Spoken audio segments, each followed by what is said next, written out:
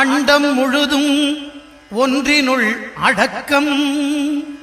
அதுவே ஆனைமுகமெனும் ஓங்கார விளக்கம்.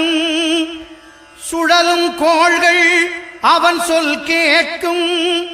அவனை தொழுதால் போதும் நல்லதே நடக்கும். ஆனைமுகனை தொழுதால் நவக்கிரகங்களும் மகிழும். நல்லதே நடக்கும், நல்லதே நடக்கும்.